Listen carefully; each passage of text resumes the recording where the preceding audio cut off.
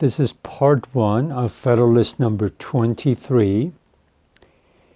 Alexander Hamilton in Federalists 23 through 29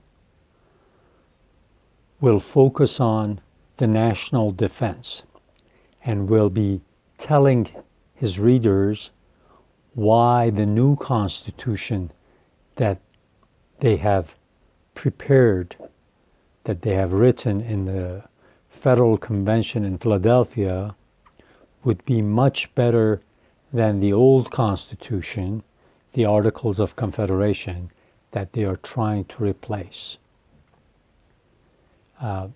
Remember, in Federalist 18, 19, and 20, Madison and Hamilton discussed what the shortcomings of the old confederacies, the ancient ones as well as the modern ones, were. In Federalist 21 and 22, he talked about the shortcomings of the Articles of Confederation.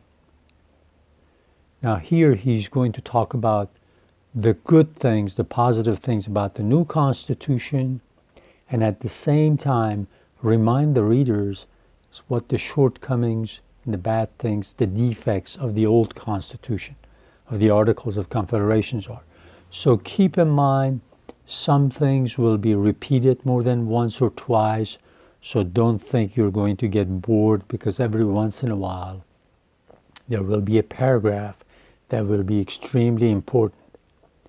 And another thing that you have to remember is that the Federalist Papers were written as essays that were printed in newspapers.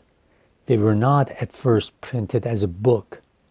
So as they write these papers, as they write these essays, they are also answering those people who are criticizing them in the papers in New York. So they explain the Constitution, and at the same time they answer their critics. So if some things are repetitious, keep that in mind.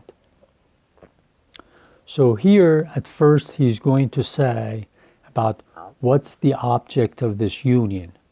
And as you read the text of the Constitution of the United States, you look at the preamble, okay? The beginning part, the preamble, and that would be kind of echoed here in this paper as well as in the next few. To provide for the common defense, ensure domestic tranquility, and then some other things that are covered in Article 1 of the new Constitution. Regulation of commerce between the 13 states, extremely important, as well as being in control of dealing with foreign nations, making treaties. So he's going to kind of point to these, but the main focus is he wants to constantly describe what they've written in this Constitution, as well as remind the readers of all the weaknesses of the old Constitution, of all the bad arguments that the critics are making, their critics, anti-federalists, are making. So as we go on, just keep that in mind. 20 through 29 will mostly focus on national defense. And then from 29,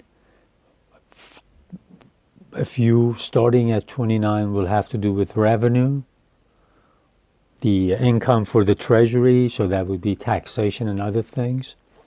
So that's how they're broken down. So in the next video, we'll start reading Federalist number 23.